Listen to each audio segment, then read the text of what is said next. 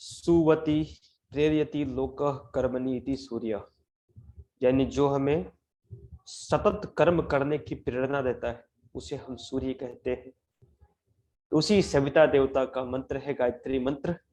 आइए गायत्री मंत्र के माध्यम से उस सविता के दिव्य तेज को अपने अंदर धारण करें और गायत्री मंत्र के माध्यम से क्लास की शुरुआत करें।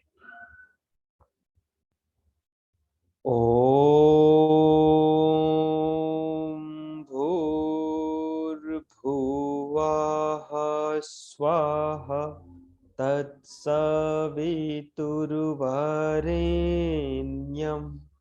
भर्गो देवस्य धीमहि धियो यो नः प्रचोदयात्।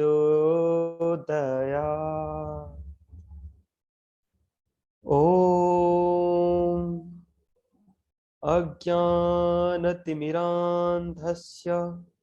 ज्ञानाञ्जनशलाकया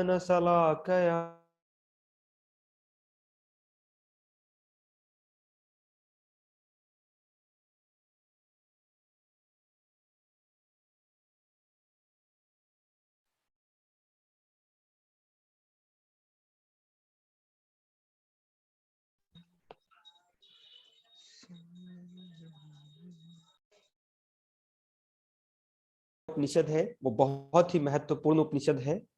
और इस उपनिषद को अगर आपने अपने जीवन में उतार लिया तो आप ये समझो कि आपके बहुत सारे जो मन की गांठें हैं वो खुल जाएंगी। इस उपनिषद का नाम है तैत्तिरीय उपनिषद। तो हम लोग आज तैत्तिरीय उपनिषद को पढ़ेंगे, उसके ऊपर चर्चा करेंगे। तैत्तिरीय उपनिषद जो है कृष्ण यजुर्वेद से लिया गया है। इसमें 3 पार्ट है, 3 वल्ली के रूप में जो है, जैसे हम लोग जानते हैं कि कठोपनिषद में भी वल्ली के रूप में डिवाइड किया गया था, चैप्टर्स के रूप में, और यहाँ पर भी जो है वल्ली है। 3 वल्लियां हैं। पहला वल्ली का नाम है शिक्षा वल्ली, दूसरे वल्ली का नाम है ब्रह्मानंद वल्ली, और जो तीसरा वल्ली का नाम है उसका नाम है भृगुवल्ली।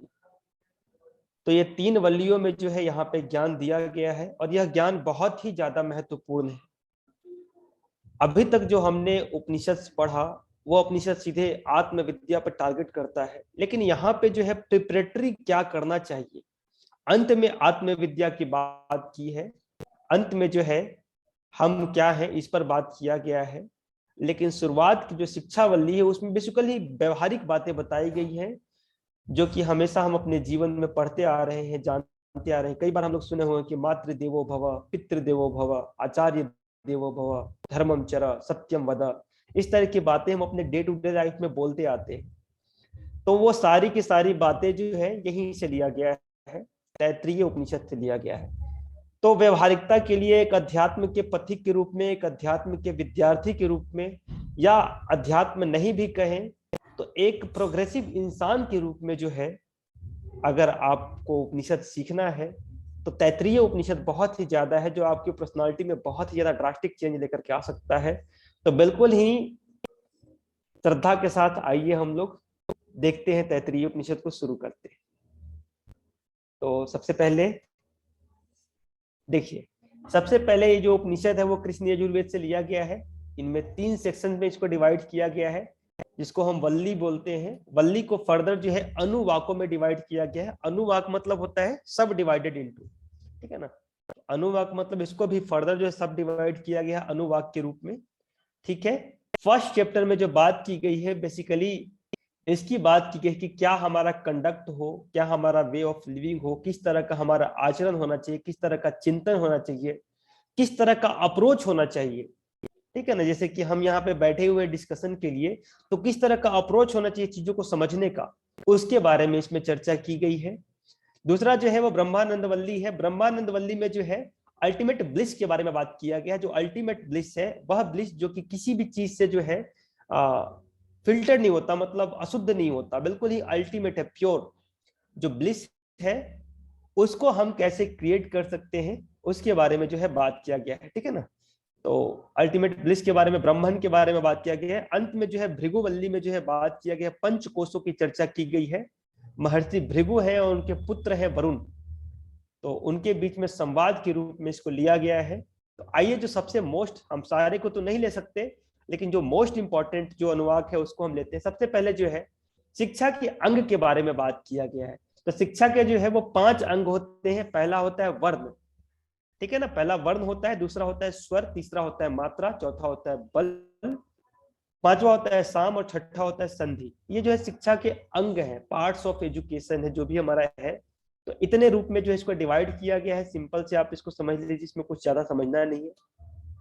नेक्स्ट है 5 महासंहिताओं के बारे में बात किया गया है। ये जो 5 महासंहिता है उसका नाम है अधिलोक, अधिज्योतिष, अधिविद्य, अधिप्रज, अध्यात्म। ये सारी चीजें जो है ये 5 महासंहिताएं हैं। इस 5 महासंहिताओं को और डिटेल में भी हम समझ सकते हैं नेट जीआरएफ के पर्सपेक्टिव से, बट हेयर थोड़ा सा हम उसको नेट जीआरएफ वाले पर्सपेक्टिव को साइड रख करके लाइफ के पर्सपेक्टिव को थोड़ा सा हम ज्यादा वैल्यू दे रहे हैं। तो जो सबसे महत्वपूर्ण बात है वो हम यहाँ पे आ जाते हैं। एकादश अनुवाक, सबसे इंपॉर्टेंट जो अनुवाक है हमारा वो एकादश अनुवाक है। उसमें कहा गया है कि सत्यम वद, धर्मम चर, स्वाध्याय न प्रमद, आचार्याय प्रियम, धन माहृत्य, प्रजातंतु। इस तरह से जो है यहाँ पे बात की गई है। तो सबसे पहले समझिए क्या कहा गया है कि हम सत्य बोलें, सत्य का आचरण करें हमेशा। सत्य बोलने का मतलब ये नहीं है कि हम किसी भी बात को एज इट इज बोल दें, वो नहीं है, वो सत्य उसको नहीं करते। सत्य बोलने का मतलब ये होता है कि ऐसा सत्य हो, ऐसी बात हो जिससे कि किसी का कोई नुकसान ना हो रहा हो, सबका भला हो रहा हो। कई बार जो कहा गया ना सत्यम वद, लेकिन प्रिय बोलना है, सत्य बोलना है लेकिन प्रिय बोलना है। अगर सत्य को भी कड़वा तरीके से बोला जाए तो वो फिर सत्य नहीं रह पाता। तो व्यवहारिक जगत में क्या करना, सत्य ऐसा है ना कि एक कसाई जो है आ रहा है, एग्जाम्पल बार बार दिया जाता है कि कसाई को हमने गाय का पता बता दिया, तो एक्चुअल में तो हमने सत्य बोला, लेकिन सत्य इस बात पर डिपेंड नहीं करता कि जो बात है उसको एज इट इज बोल देना। वो इस बात पर डिपेंड करता है कि हमारा भाव क्या है, हम किस भाव से उस वाणी को बोल रहे हैं। इस चीज से रिप्रेजेंट करता है कि सत्य हमने कहा कि नहीं कहा। अगर मान लो कभी हमने सत्य बोला लेकिन उससे बहुत ज्यादा लोगों का नुकसान हो गया, तो फिर वो सत्य सत्य नहीं है, वो झूठ हो जाएगा, वो फिर पाप हो जाएगा। लेकिन अगर हमने कभी झूठ भी बोल दिया लेकिन उस झूठ से जो है अगर किसी का अच्छा हो जाता है तो वो फिर सत्य कहते हैं उसको। महर्षि पतंजलि ने योग सूत्र में कहा है, क्या कहा है भाई, कि वृत्तया पंचतया क्लिष्टा अक्लिष्टा। जो वृत्तियां हैं वो 5 प्रकार के हैं, क्लिष्ट और अक्लिष्ट दोनों है। क्लिष्ट मतलब क्या होता है, वह वृत्ति जिससे हमको दुख होता हो, और अक्लिष्ट क्या होता है, वह जिससे हमें सुख की प्राप्ति होता हो। ऐसा कोई भी चीज जिससे जो है हमारे अंदर सुख की प्राप्ति होता हो, हमारे अंदर सत्य, न्याय, करुणा, दया, प्रेम का जो है प्रादुर्भाव होता हो, तो उसको हम कहते हैं अक्लिष्ट। अब देखिएगा कि एक झूठ कैसे किसी का अच्छा करता है। एक बहुत बड़े जो है साइंटिस्ट हुए जिनका नाम है थॉमस एल्वा एडिसन। तो जो थॉमस एल्वा एडिसन थे वो बचपन में बहुत पढ़ने में तेज नहीं थे, बहुत ही मतलब इतना ज्यादा मतलब बहुत पढ़ने में तेज नहीं थे, बहुत ही ज्यादा मूर्ख टाइप के इंसान थे वो। पढ़ने में इतने मूर्ख थे कि उनको स्कूल वालों ने निकाल दिया, ठीक है ना, उनको स्कूल वालों ने निकाल दिया। एक लेटर दिया और उनकी माँ ने उस लेटर को पढ़ा। उनके माँ ने उस लेटर को पढ़ा, उसमें देखा कि लिखा हुआ है कि आपका बच्चा जो है, मैं इसका कितना भी पढ़ाने का प्रयास करता हूं, ये अच्छे से पढ़ नहीं पाता और ये पढ़ने के लायक नहीं है। आप एक काम कीजिए, इसको ना किसी मंद बुद्धि बच्चे के स्कूल में डाल दीजिए। अब माँ ने उसको पढ़ लिया। अब माँ तो माँ होती है। माँ ने क्या कहा अपने बेटे से, जो कि छोटा था उस समय, उससे कहा कि बेटा ऐसी बात है कि इस लेटर में ये लिखा हुआ है कि आपका जो बेटा है वो इतना ज्यादा पढ़ने में तेज है कि हमारे जो टीचर्स हैं वो इसको पढ़ाने के लिए काबिल नहीं है। आप एक काम कीजिए, इसको किसी और अच्छे स्कूल में दाखिला दिलाइए, हम लोग इसको पढ़ाने में सक्षम नहीं है। ये बात मम्मी ने उसको बोल दिया। बात आई गई हो गई, एडिसन का दूसरे स्कूल में नाम लिखाया, वहां से वो पढ़ना चालू किए। धीरे धीरे पढ़ते पढ़ते वो बहुत बड़े साइंटिस्ट बने। और जो आप डीसी करंट देखते हैं, जो डीसी करंट है उसके बिल्कुल बहुत बड़े फाउंडर के रूप में थे। एडिसन बल्ब का भी उन्होंने आविष्कार किया, जो कि पूरे रोशनी चारों तरफ जो दिखाई देता है वो कहीं ना कहीं एडिसन का ही था। अब एक बात क्या हुई, उनकी माँ की मृत्यु भी हो गई। एक बार वो लौट करके अपने पुराने घर पे आए और एक बक्सा था, उस बक्से में जो है पुरानी यादें रखी हुई थी उनकी माँ से रिलेटेड। तो जब उन्होंने यादों को खंगालना चालू किया तो वो लेटर भी मिला, और जब उस लेटर को वो पढ़े तो उनके आंखों से आंसू आ गया। ये माँ ही होती है जो कि बच्चों को कितना महान बनाती है। तो देखिए एक्चुअल में तो एडिसन की जो माँ थी वो झूठ बोली, लेकिन उससे कितना बड़ा कल्याण हो गया। तो अगर इस तरह से अगर आप झूठ भी बोलते हैं वो सत्य होता है, तो हमें क्या करना है, सत्यम वद। कई बार जब हम सत्य की राह पर चलते हैं तो कई बार हमें बहुत मुश्किलों का सामना भी करना पड़ता है, कई मुश्किलें आती हैं, बहुत सारा मुश्किल आता है, लेकिन अल्टीमेटली वह मुश्किल भी हमें स्ट्रांग बना करके जाता है और हमें काफी कुछ प्रेरणा देता है, हमें काफी अंदर से स्ट्रांग बनाता है, हमारा जो एक विल पावर है उसको बहुत स्ट्रांग कर देता है। आप कहीं डरोगे नहीं। और आपको मैं बता दूं, अगर सत्य बोलने का जो, अगर आपके अंदर सत्य बोलने की हिम्मत है तो आप कहीं पर डरोगे नहीं। अगर आप झूठ बोलोगे तो उसको छुपाने के लिए 1000 आपको झूठ बोलना पड़ेगा, लेकिन अगर आप सत्य बोलोगे तो आपको कभी डरना नहीं पड़ेगा। ये बात का बिल्कुल मैं साक्षी हूं। कई बार मैंने कुछ झूठ बात बोली, उसको छुपाने के लिए मेरे को 1000 झूठ बोलना पड़ गया। अंत में मैं परेशान हो गया, मैं बोला कि अब झूठ मेरे को नहीं बोलना। ठीक है, तो सत्य वजह, सत्य बोलने से आपके अंदर जो है ना एक जो कॉन्फिडेंस होता है वो अपने आप बढ़ जाता है। तो पहला ये है। उसके बाद है धर्मम चरा। अभी धर्मम चरा क्या है? धर्म के रास्ते पर चलो। प्यारे विद्यार्थियों, आजकल धर्म जो है ना ऐसा सब्जेक्ट हो गया है, इतना प्योर सब्जेक्ट था, लेकिन कुछ लोगों ने जो है अपने स्वार्थ को लेकर के इसको इस तरह से मोल्ड कर दिया है कि दिक्कत है। इतना ज्यादा दिक्कत क्रिएट हो गया समाज में कि क्या बताया जाए। देखिए धर्म का ना 2 रूप होता है, एक होता है बाह्य, एक जो होता है जो बाह्य स्वरूप है, एक आंतरिक स्वरूप है। तो जो बाह्य स्वरूप है ना वही सभी धर्मों का डिफरेंट है, जो आंतरिक स्वरूप है वो सब धर्मों का सेम ही है। इसीलिए जब हम बोलते हैं पंथ निरपेक्ष की बात की गई है, अपने जो इसमें भी लिखा गया, तो पंथ निरपेक्ष कहा गया, वहां पे धर्म निरपेक्ष कहा नहीं गया। क्यों नहीं कहा गया? कि धर्म निरपेक्ष हो ही नहीं सकता कोई राष्ट्र।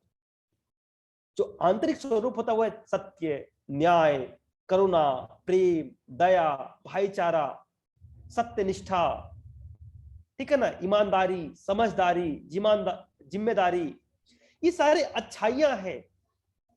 कौन सा इंसान इसको नहीं चाहिए? प्यारे विद्यार्थियों, हर धर्म जो है ना इन्हीं बेसिक इंग्रेडिएंट्स पे टिका हुआ है। एक मिनट, एक मिनट, माफ कीजिएगा, कोई आ गया है। एक मिनट।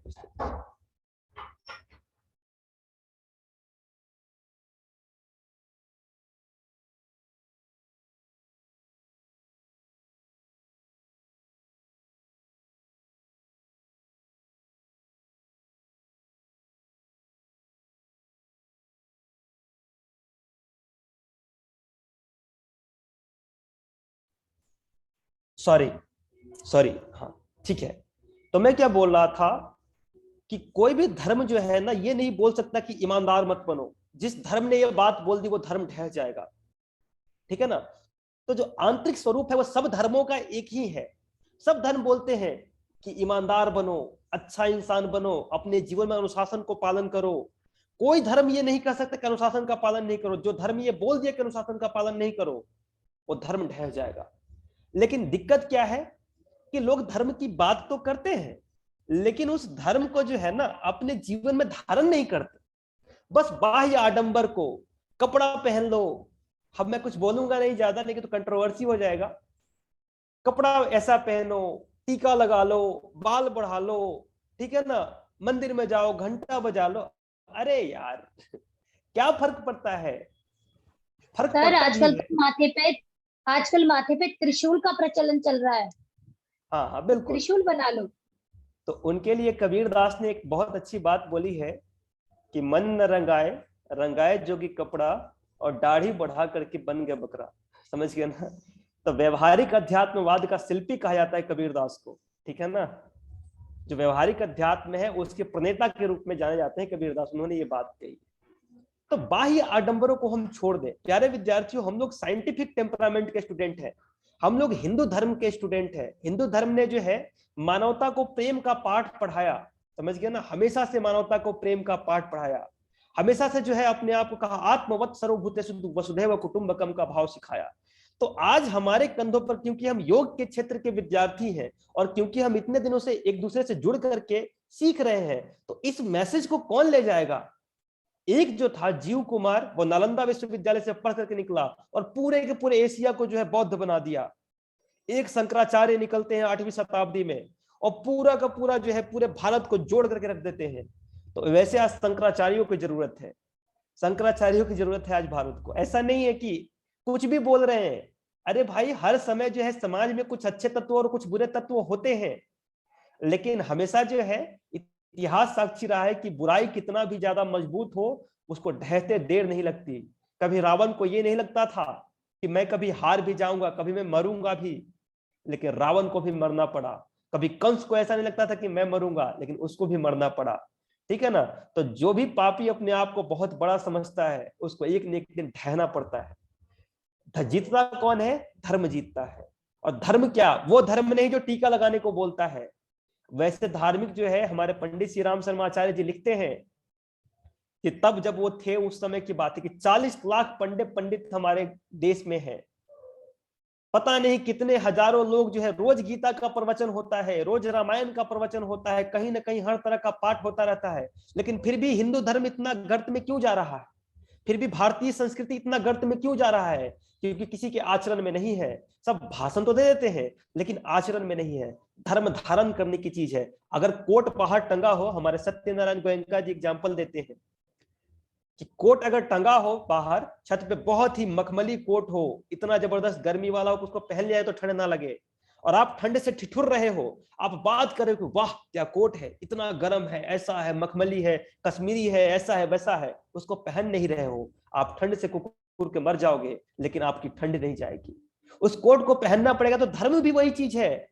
धर्म को धारयति इति धर्म, जिसको हम धारण करें अपने अंदर। हमारे अंदर से जो है ना, प्रकट होना चाहिए अच्छाई। अगर हमारा व्यक्तित्व अच्छाई का रिफ्लेक्शन नहीं देता है, इसका मतलब हम धार्मिक नहीं है।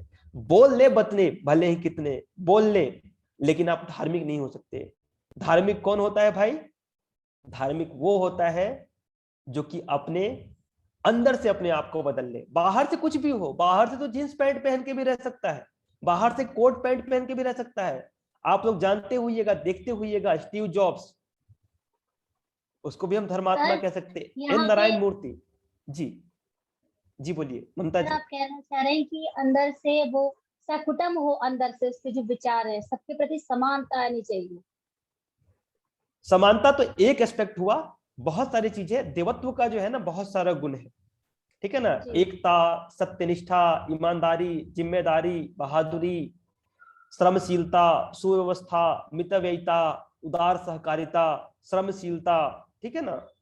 ये बहुत सारे गुण हैं। ये जो हम जनेऊ पहनते हैं ना, जनेऊ में 9 धागा होता है, ये देखिए इसमें 9 धागे होते हैं। ये 9 धागे इसी चीज के 9 सद्गुणों को रिप्रेजेंट करते हैं। इसको धारण करने का मतलब होता है कि हम अपने अंदर इन 9 अच्छाइयों को धारण करते रहेंगे, हमेशा इसको धीरे धीरे बढ़ाएंगे। हम दिन प्रतिदिन ज्यादा ईमानदार बनेंगे, ज्यादा समझदार बनेंगे, ज्यादा जिम्मेदार बनेंगे, ज्यादा बहादुर बनेंगे, ज्यादा श्रमशील बनेंगे। लोग जनेऊ तो पहन लेते हैं, ठीक है ना, लेकिन अपने अंदर अच्छाइयों को नहीं बढ़ाते। तो धर्मम चरा का मतलब वो धर्म पे नहीं चलने की बात की जा रही है, वो उपनिषद है।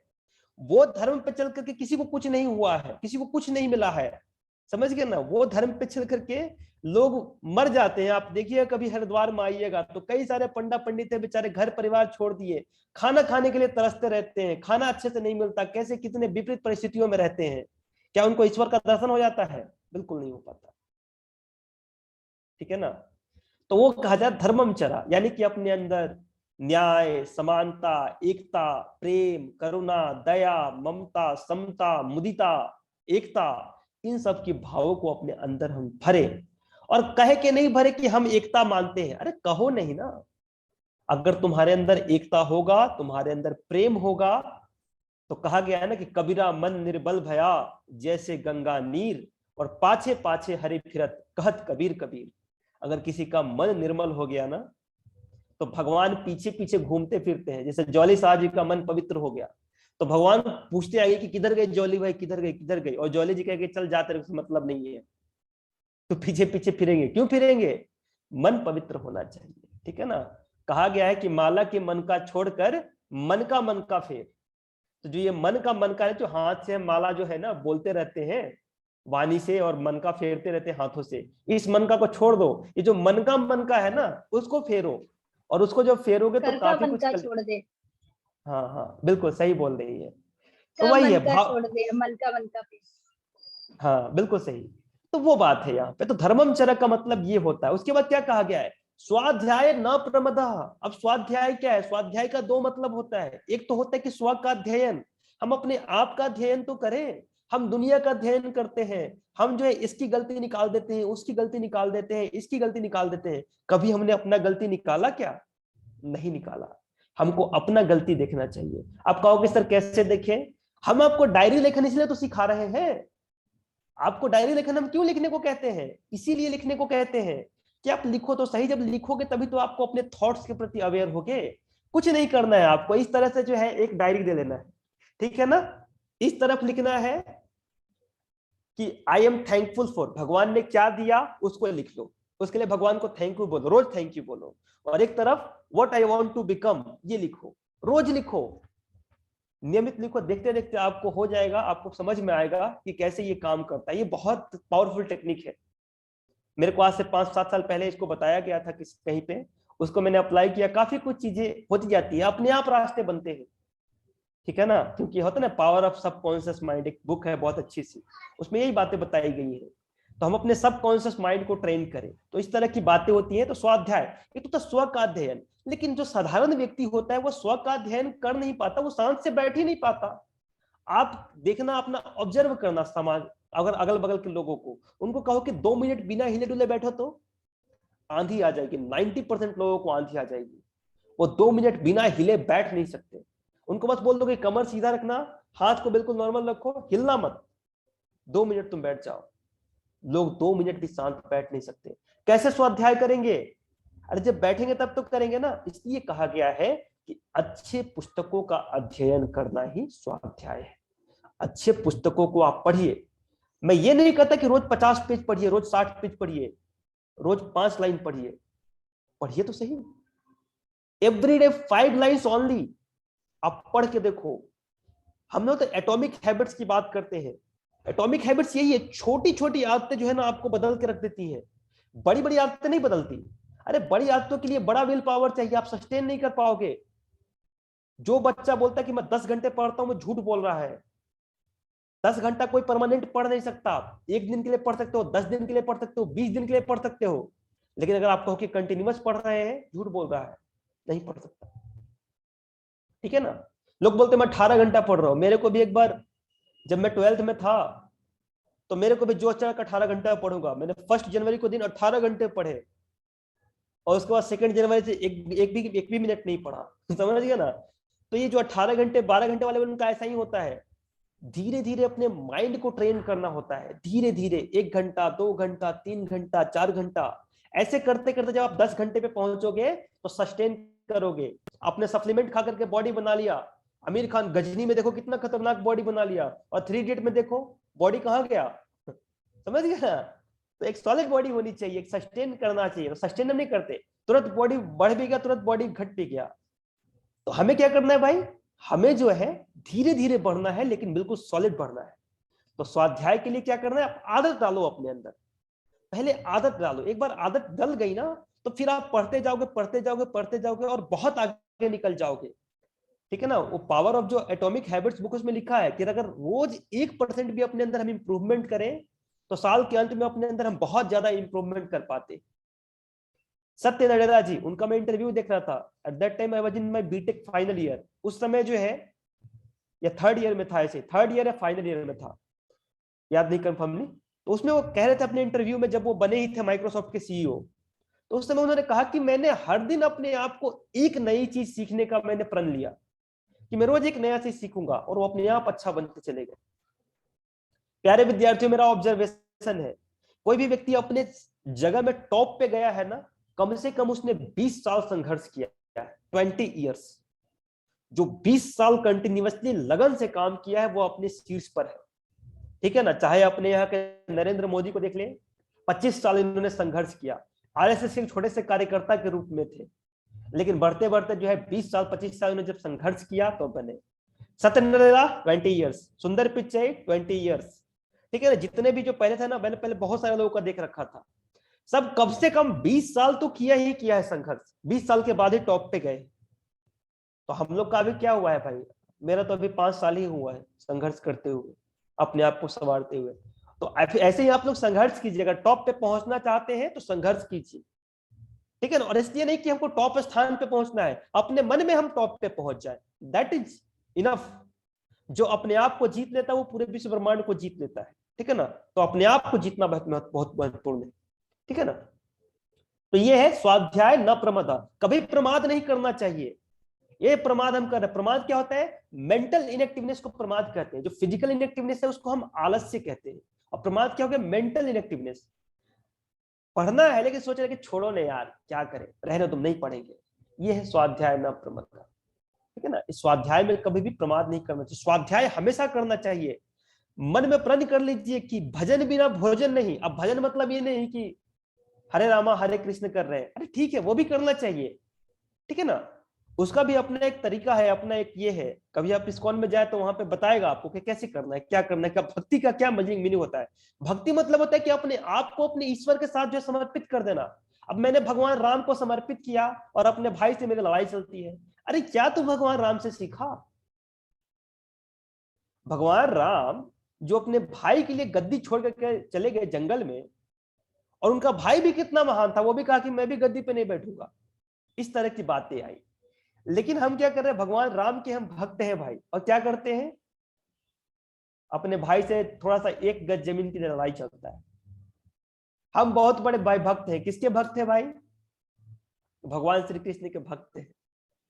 वो भगवान श्री कृष्ण जो कि जिन्होंने गीता का ज्ञान दिया। और हमारे अंदर क्या है? हम अपने बच्चों को ही ज्ञान नहीं दे पाते, हमारे बच्चे ही जो है उदंड हो रहे हैं। कहीं ना कहीं तो दिक्कत है ना, तो उस दिक्कत को हम समझे। भक्ति का मतलब ये होता है कि हम अपने जो है इष्ट जो है, जैसे देखिए एक बूंद है, उस बूंद का कोई अस्तित्व नहीं होता है, लेकिन जब वो बूंद जो है जाके समुद्र में मिल जाता है तो उसमें और समुद्र में कोई फर्क नहीं होता, वो समुद्र बन जाता है। समर्पण का नाम है भक्ति। जैसे एक लकड़ी है, लकड़ी बहुत रोड पे जाएंगे तो लकड़ी बहुत बाहर फेंका रहता है, लेकिन वो लकड़ी जब अपने आप को आग में समर्पित कर देता है तो वो आग हो जाता है, और उस आग को आप छू भी नहीं सकते।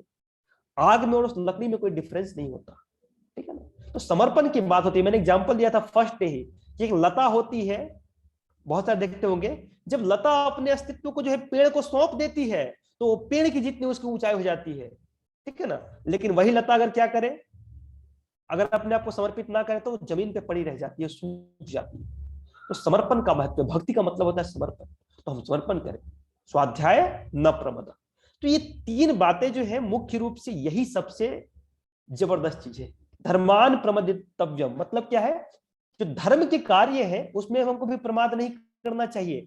जो धर्म के कार्य है उसमें भी प्रमाद हमें नहीं करना चाहिए, ठीक है। जो सत्य के कार्य है उसमें भी हमको प्रमाद नहीं करना चाहिए। ऐसा नहीं कि सत्य का कोई कार्य हो रहा है, कभी भी कुछ अच्छा काम हो उसमें सहयोग कीजिए। आप लोग तो सहयोग ऑलरेडी कर भी रहे हैं, बहुत अच्छा।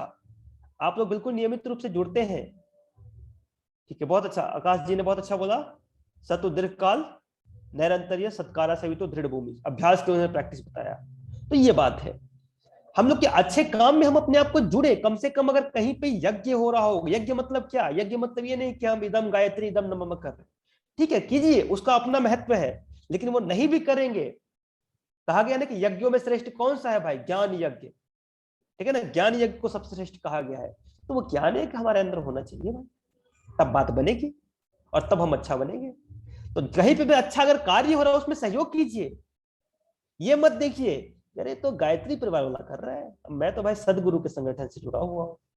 अरे मैं कभी कभी देख के चौंक जाता हूँ, ये बड़े बड़े जो ज्ञानी होते हैं ना, वो भी अपने आप को इस मोह से रोक नहीं पाते।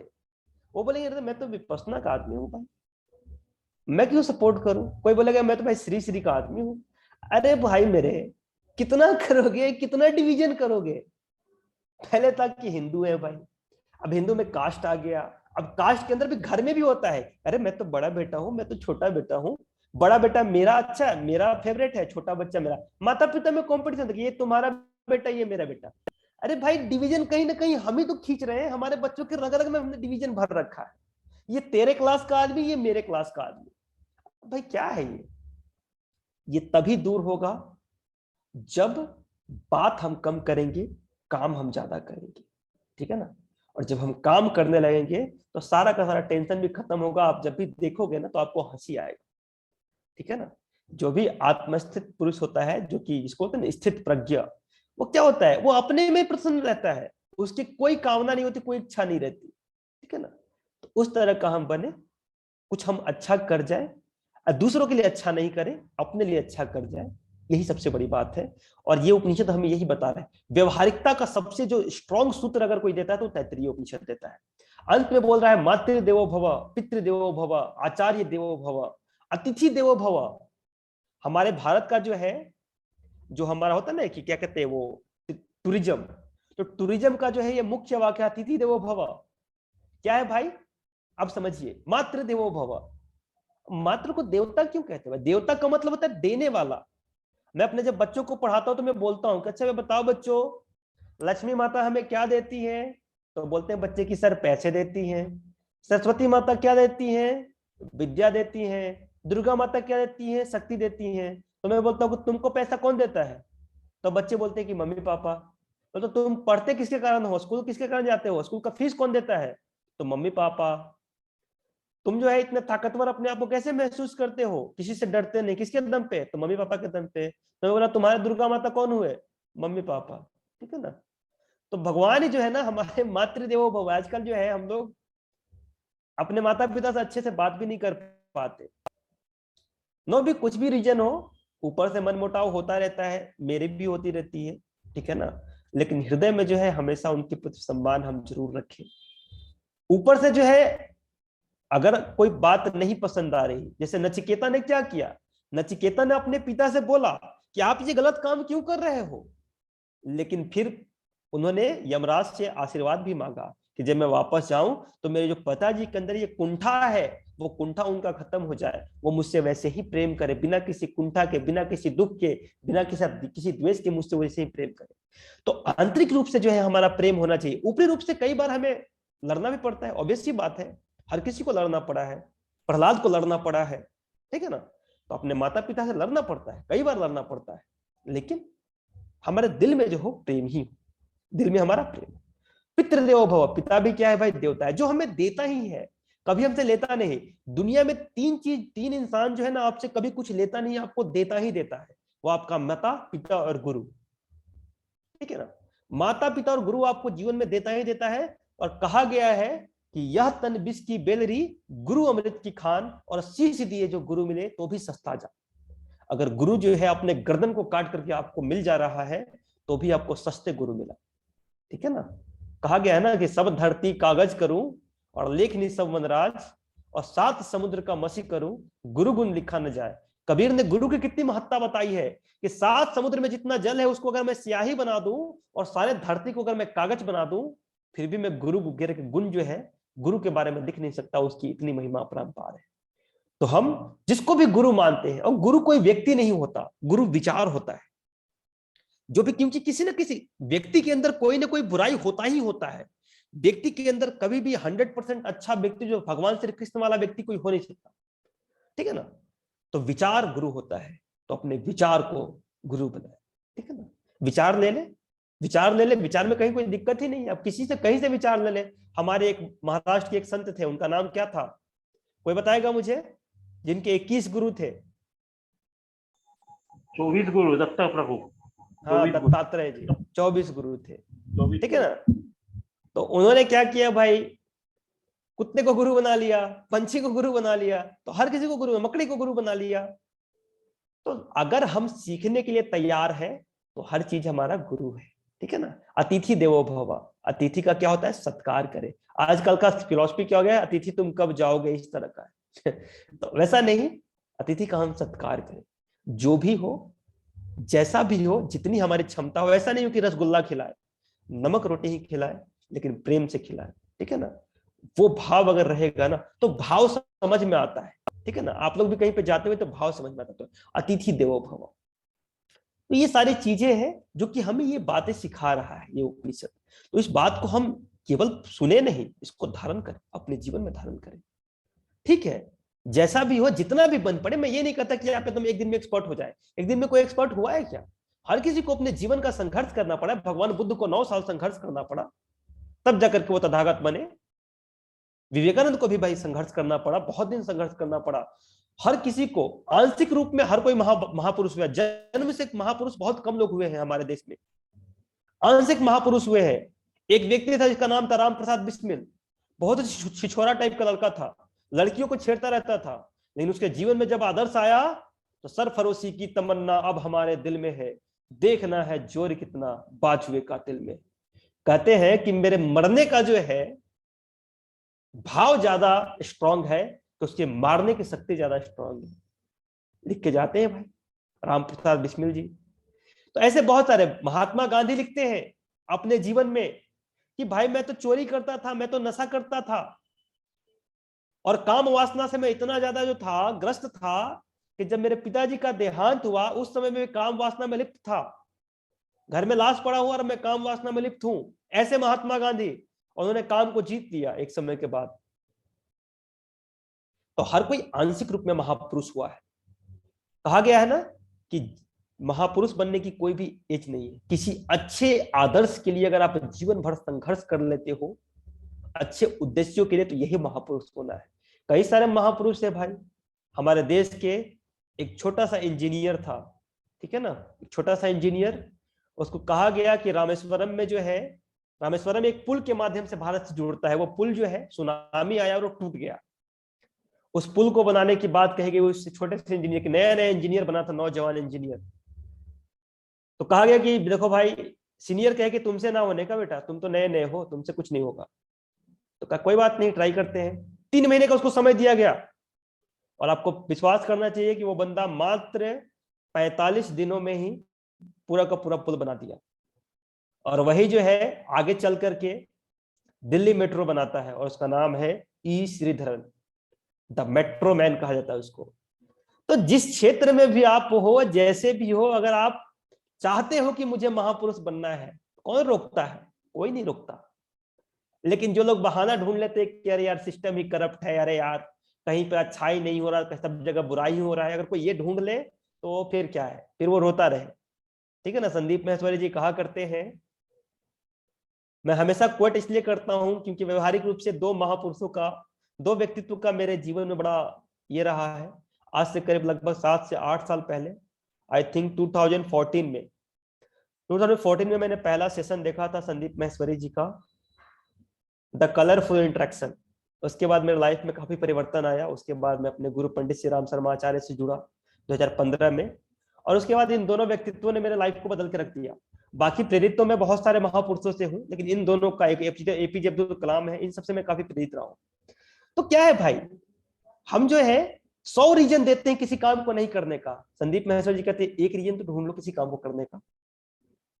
तो भाई 1 रीजन तो हम ढूंढ लेना। 100 रीजन लोग देते हैं कि भाई नहीं करो नहीं करो नहीं करो। मैं बोलता हूँ कि 1 रीजन मेरे पास है किसी चीज को करने का, और मैं करूंगा। ठीक है, जितना है उतना करूंगा। और नमक रोटी मेरे पास है, भाइयों को नमक रोटी ही खिलाऊंगा। अरे मेरे को थोड़ा सा ही ज्ञान है, वो थोड़ा सा ही ज्ञान दूंगा। एक्सपर्ट नहीं हूं, मैं बोल दूंगा। एक्सपर्ट किसको चाहिए? एक्सपर्ट किसी को नहीं चाहिए। अब भाई कोई बच्चा, ये बताइए, कोई बच्चा पढ़ता है, टीचर की क्या भूमिका होती है? बस रास्ता दिखा देना। बच्चा खुद से ही पढ़ लेता है, ठीक है ना। और खास करके जब हम लोग आ गए हैं अंडरस्टैंडिंग लेवल पे, बोलते ना एमएलटी पढ़ते हैं ना भाई, क्या मेमोरी लेवल टीचिंग होता है, एक होता है अंडरस्टैंडिंग लेवल, एक होता है रिफ्लेक्टिव लेवल टीचिंग। तो हम अभी रिफ्लेक्टिव लेवल पे आ चुके हैं, मास्टर्स के स्टूडेंट हैं, तो हम समझते हैं सारी बातों, तो हम रिफ्लेक्ट करें। ठीक है, तो ये बातें हो गई, हम अपने जीवन में ले आए और उसको कार्य को करें। अब आ गया, ये जो है हमारा शिक्षावल्ली में था। ब्रह्मानंद वल्ली में जो बात की गई वो पंचकोशों की बात की गई है। देखिए हमारा जो है ना, अब आते हैं आत्म विषय पे आते हैं, आत्म विषयक पे चर्चा करते हैं। देखिए क्या है कि 5 लेयर है हमारे बॉडी के अंदर, जो यहाँ पे आप दिखाई दे रहा है आपको। इसी को जो है 5 पांडव कहा गया है। और अंत में जो है ना, अंत में जो सबसे अंत में है उसको द्रौपदी कहा गया है, ठीक है ना। तब मेटाफेरिकल लैंग्वेज में पंचकोशों की बात की गई है, कहीं पे मैंने पढ़ा था इसको। तो एक क्या है हमारा अन्नमय कोश, जैसे होता है ना कि केला होता है ना, केले का जो जो स्टेम होता है, जो तना होता है, उसका एक लेयर हटाएंगे तो अंदर एक और लेयर है, उसके अंदर हटाएंगे तो एक और लेयर है। ऐसे लेयर है हमारे कॉन्शियसनेस का। तो जो पहला लेयर है उसको बोलते हैं फिजिकल बॉडी, जो दूसरा बॉडी है उसको बोलते हैं एथरिक बॉडी, जो तीसरा बॉडी है उसको बोलते हैं एस्ट्रल बॉडी, चौथे को कॉस्मिक बॉडी, और 5वें को कॉजल बॉडी बोलते हैं। अगर समझे तो एक अन्नमय कोश, उसके अंदर है प्राणमय कोश, और उसके अंदर है मनोमय कोश, और मनोमय कोश के अंदर क्या है? मनोमय कोश के अंदर है विज्ञानमय कोश, और विज्ञानमय कोश के अंदर है आनंदमय कोश। तो ये 5 कोश है, और 5 कोश में जो है ना अग्नियां जलती है, ठीक है ना। सबसे जो प्राणमय कोश में जो अन्नमय कोश में जलती है उसको बोलते हैं प्राणाग्नि।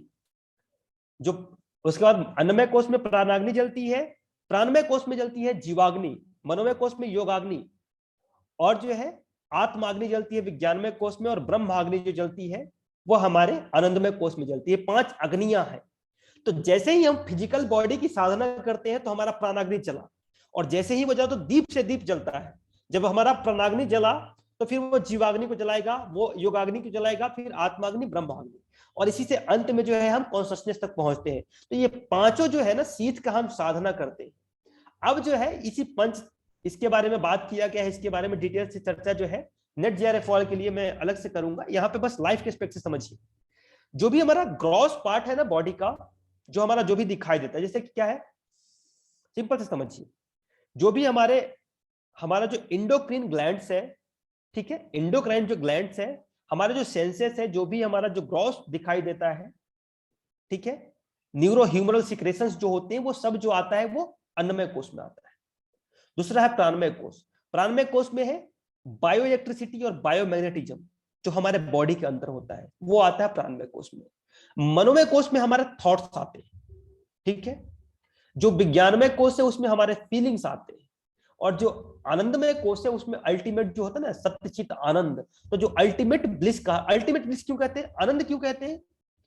आनंद इसलिए कहते हैं कि ये कभी ना घटता है ना कभी बढ़ता है, ये एक स्टेट में हमेशा मेंटेन रहता है, इसलिए आनंद बोलते हैं। तो खुशी बोल देंगे, ठीक है ना, खुशी बोलते हैं, हैप्पीनेस बोलते हैं, ठीक है ना।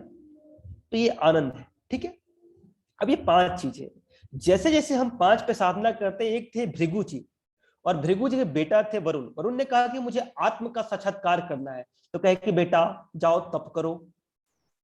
ब्रह्म को प्राप्त करने का मार्ग क्या है? प्रीवियस ईयर में नेट जीआरएफ में आया हुआ प्रश्न है कि ब्रह्म को प्राप्त करने का क्या मार्ग है तैत्तिरीय उपनिषद के अनुसार?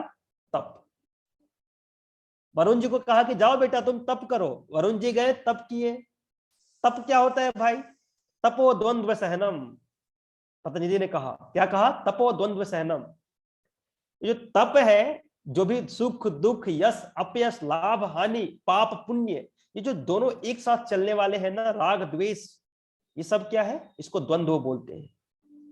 उसको सहने का जो है ना, हंसते हंसते अगर आप सह लिए तो उसी को तप कहते हैं। तो तप किया इन्होंने, तो पहले कहा कि मैं क्या हूं? मैं अन्न हूं, और अन्न ही ब्रह्म है, ऐसा वरुण ने आगे कहा। फिर कहा कि क्या मैं जान गया ब्रह्म को? तो भृगु ने कहा कि नहीं बेटा अभी नहीं जाने, फिर तप करो। फिर तप करने गए तो बोले कि मैं प्राण हूं, और प्राण ही ब्रह्म है। फिर कहा कि अभी भी नहीं जाना। तो फिर बोला कि मैं मन हूं, और मन ही ब्रह्म है। फिर कहा कि अभी भी नहीं। मैं विज्ञान हूं, विज्ञान ही ब्रह्म है, ठीक है ना। फिर अभी भी नहीं। फिर अंत में गया कि मैं आनंद हूं, और आनंद ही ब्रह्म है। कहा कि हाँ अभी समझा है बात को, ठीक है ना। तो इस तरह से जो है लेयर वाइज हम जाते हैं। जब अंदर हमारे एक पंचकोशीय गायत्री महाविज्ञान एक पुस्तक है रिटन बाय पंडित श्री राम शर्माचार्य जी, उसमें भाग 3 में पंचकोशों की चर्चा की गई बहुत डिटेल में। मैं आपको प्रैक्टिकल बताता हूं, जो प्रैक्टिकल ये पंचकोशों का जो है व्यवहारिक साधना भी, जिसको मैंने भी थोड़ा सा अपने जीवन में उतारने का प्रयास किया है, और जो मैंने उतारा मैं वही बताऊंगा। जो फिजिकल बॉडी को जो चार्ज करने का बात है वो होता है आसन और मुद्रा। आसन और मुद्रा जो है आपके अन्नमय कोश को प्योर करता है, आसन और मुद्रा। तो अगर आप आसनों का अभ्यास करते हैं, मुद्राओं का अभ्यास करते हैं, आपका फिजिकल बॉडी प्योर होगा। उसके बाद है उपवास। अगर आप फास्टिंग करते हो तो आपका जो अन्नमय कोश है वो प्योर होता है। उपवास कई तरह के होते हैं। जो मैं उपवास करता हूं या करता था, मैं चेंज करता रहता हूं। अभी जो मैं उपवास करता हूं वो अभी मैं दिन भर भूखे रहता हूं, और शाम को जो है आस्वाद भोजन कर लेता हूं, ठीक है, क्योंकि अभी मैं थोड़ा सा घर से बाहर, ठीक है। प्रीवियसली कैसे करता था? केवल रसाहार, ठीक है ना। मैंने शुरुआत कैसे की? मैंने शुरुआत ऐसे की जी। कोई कुछ बोल रहे हैं? देखिए शुरुआत मैंने कैसे की। मैं क्या करता था, एक टाइम फ्रूट खाता था और एक टाइम नॉर्मल खाना खाता था, दाल चावल रोटी सब्जी जो भी बना। फिर धीरे धीरे मैंने एक टाइम का फ्रूट बंद कर दिया, एक टाइम जो है नॉर्मल खाना खाने लगा, फिर एक टाइम मैंने आस्वाद किया, और आस्वाद के बाद में फिर लिक्विड पे आ गया, और लिक्विड वाला मैं करता गया करता गया करता गया। ठीक है, लेकिन जब मैं कोविड पे घर पे आया तो मेरी मम्मी भी थी, तो उन्होंने जो है बिल्कुल मेरे को जो है कहा कि नहीं, तुमको मैं वाटर फास्ट करने नहीं दूंगी। तो फिर मैंने जो है एक टाइम खाना खाना चालू कर दिया। ठीक है ना, तो ऐसे आप कोई भी उपवास कर सकते हैं, हर उपवास का अपना फायदा है। तो अपने बॉडी को ट्रेंड कीजिए, ठीक है ना, तो उपवास कर लीजिए। एक उपवास और आसन और मुद्रा जो है आपके बॉडी को ठीक कर देगा। प्राणायाम, प्राणायाम जो है आपके प्राणमय कोष को सही कर देता है। प्राणायाम जो है आपके प्राणमय कोष को सही करता है। प्राणायाम का आप अभ्यास कीजिए, वो होगा। मनोमय कोष के लिए है जप और ध्यान। जप आप गायत्री मंत्र का जप कर सकते हैं, ध्यान में आप अलग अलग ध्यान कर सकते हैं। ध्यान का और जप का मेन उद्देश्य है कि आपका मन शांत हो जाए। तो जप और ध्यान मनोमय कोष के लिए है। अब बताइए कि विज्ञानमय कोष के लिए क्या है, तो विज्ञानमय कोष के लिए है सोहम साधना। ठीक है, सोहम साधना जो है वो विज्ञानमय कोष की साधना है। इसी तरह से जो है आनंदमय कोष की साधना होती है। तो आनंदमय कोष की साधना मैंने कभी की नहीं है, तो मुझे पता नहीं है। ठीक है ना, तो ये 4 साधनाएं मैंने की है। तो इस तरह से अगर आप साधना करेंगे तो आपके भी जीवन में जो है काफी चेंजेस आती हैं, वो आपको फर्क समझ में आएगा। जैसे कि आपका क्या हो गया, फिजिकल बॉडी अगर आपका प्योर हो गया तो आप कभी बीमार नहीं पड़ोगे। ठीक है ना, बहुत कम बीमार पड़ोगे, और बीमार भी पड़ोगे तो आपको फर्क नहीं पड़ेगा। ठीक है ना, आप बोलोगे कि मेरा शरीर कमजोर है, मैं तो भाई स्वस्थ हूं, इस तरह का भाव आपके अंदर रहेगा। ठीक है, तो बीमारी कम होती है, आपका जो है चिर यौवन और चिर जवानी रहती है। बिल्कुल ही आप बहुत मतलब ये रहते हो, यंग रहते हो हमेशा। तो कोई अगर हमेशा जवान रहना चाहता है तो फिजिकल बॉडी की साधना करें। सर आनंदमय कोष की भजन, हाँ, भजन जो है आनंदमय कोष की साधना नहीं है, वो नाद साधना होती है। नाद साधना जो होता है, नाद और बिंदु साधना आती है। ठीक है ना, तुरिया तुरिया साधना होती है। तो अलग अलग साधनाएं हैं। लेकिन देखिए अभी हम लोग 5 मिनट ध्यान करते हैं यार, और 5 मिनट में हम तुरिया साधना करने लगेंगे, तो तुरिया साधना के लिए लंबा बैठना पड़ता है। ठीक है ना, हम लोग ग्रंथि भेदन करने लगे। विज्ञान में कोष में ग्रंथि भेदन की साधना भी है। अब मैं आपको ग्रंथि भेदन बताऊं, ध्यान हमारा टिकता नहीं है, कैसे ग्रंथि भेदन करेंगे? ग्रंथि भेदन में प्राण और पान को जो है सटा करके बिल्कुल स्पार्क जनरेट करना पड़ता है। उस स्पार्क से जो है हमारी ब्रह्म ग्रंथि, विष्णु ग्रंथि और रुद्र ग्रंथि जगती है। अब मैं किया नहीं हूं, मैंने पढ़ा है बस। तो जो मैंने पढ़ा है बस मैं उसको वोमिटिंग कर रहा हूँ, समझ करना, अनुभव कुछ नहीं है। ठीक है, तो ध्यान हमारा है नहीं। जब तक आपका ध्यान नहीं है तब तक आप मनोमय कोष से ऊपर की साधना कर नहीं सकते। तो मनोमय कोष तक आपको जप और ध्यान से अपने माइंड को एकाग्र करना है, कि आप जहां पे चाहो वहां पे अपने ध्यान को ले जाओ। उसके बाद उच्च लेवल की साधनाएं शुरू होती है। जब तक आपका मन एकाग्र नहीं हुआ, और छोटी मोटी जो भक्ति वाली पूजा वाला चंदन टीका वाला साधना है, वो आपकी श्रद्धा विकसित करने के लिए है भगवान के प्रति। जो भगवान के पास आप बैठने नहीं हो, वो भगवान के पास बैठाने के लिए पूजा पट्टी। तो जो आप पूजा पाठ करते हो, अगर भगवान के पास बैठे लगे उसको छोड़ दो, फिर आप ध्यान को पकड़ लो, जप को पकड़ लो। जब आप जप करने लगते हो, घंटे 2 घंटे 3 घंटे बैठने लगे, कम से कम मिनिमम 1 घंटा बैठने लगे, तब फिर आप ऊपर की साधनाओं पे जाओ। ठीक है, तब आपको फायदा होगा, अदरवाइज कोई फायदा नहीं होगा। ठीक है ना, अदरवाइज आप ऐसे ही बस जपते रहोगे, 20 साल बीत गया, क्या हुआ, तो जहां थे वहीं पे रह गए। ठीक है, तो इस तरह की बात होगी। तो ये पंचकोश की बात की गई है। ये पंचकोश बहुत ही महत्वपूर्ण चीज है, और पंचकोशों के अंदर ही आत्मा होता है। जैसे ही आनंदमय कोश को हम पार करते हैं, आत्म साक्षात्कार अपने आप हो जाता है। हम समझ जाते हैं कि मैं ही ब्रह्म हूं, मैं ही वह विटनेस कॉन्शियसनेस हूं, मैं ही वो एग्जिस्टेंस कॉन्शियसनेस हूं, और मुझ में ही ब्रह्म है और मैं ही ब्रह्म में हूं।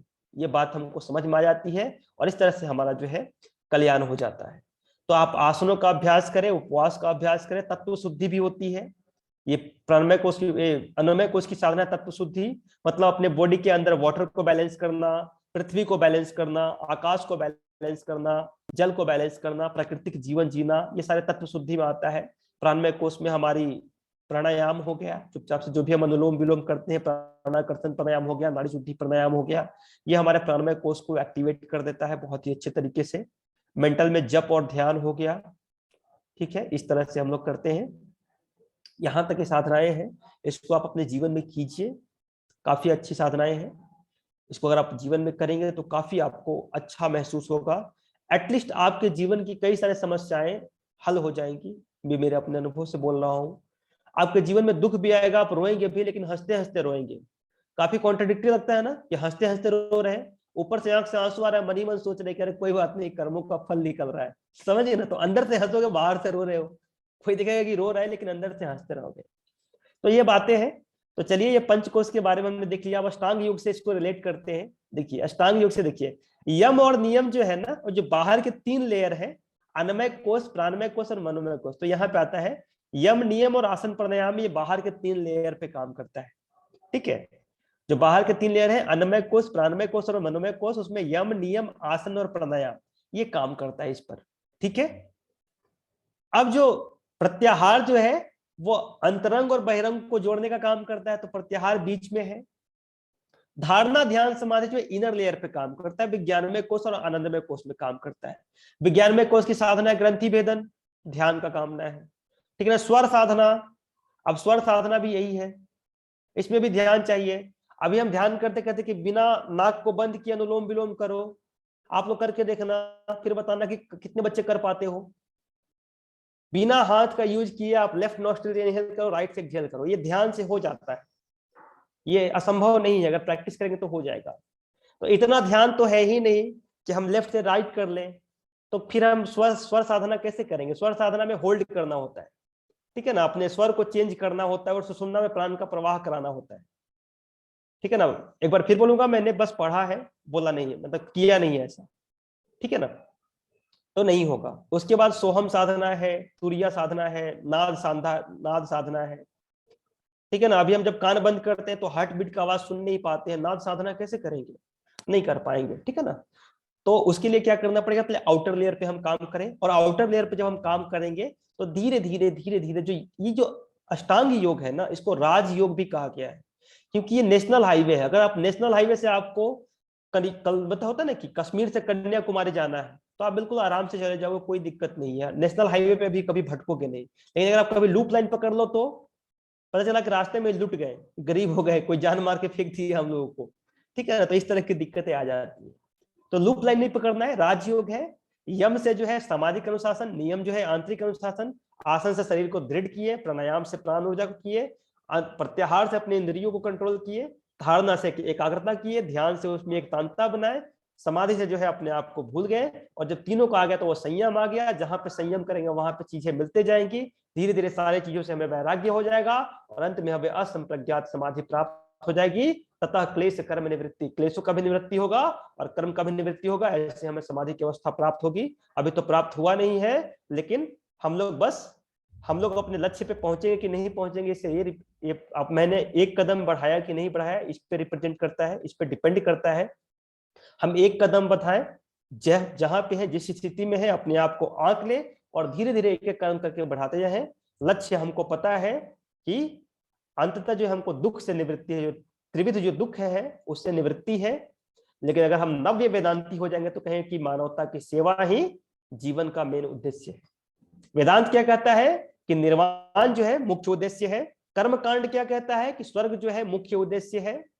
लेकिन जो नव्य वेदांत है, जिसके फिलोसफर विवेकानंद है, महर्षि अरविंद है, महात्मा गांधी है, ये सब क्या कहते हैं कि मानवता की सेवा ही जीवन का उद्देश्य है। तो कम से कम हम इस लायक बन जाए कि मानवता की सेवा कर सके, और अपना सुधार संसार की सबसे बड़ी सेवा है।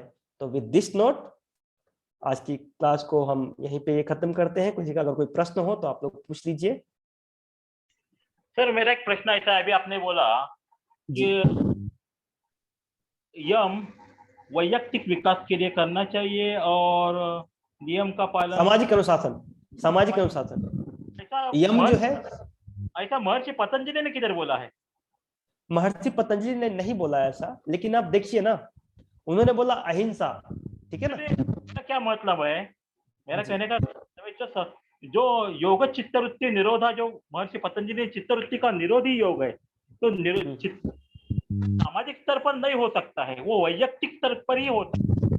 तो यम नियम का पालन वैयक्तिक स्तर पर नहीं, यम का पालन वैयक्तिक स्तर पर और नियम का पालन सामाजिक स्तर पर, ऐसा नहीं है, वो वैयक्तिक स्तर पर ही होना चाहिए। क्योंकि हम खुद चित्तवृत्ति का निरोध हम खुद कर सकते हैं, समाज के लिए नहीं कर सकते।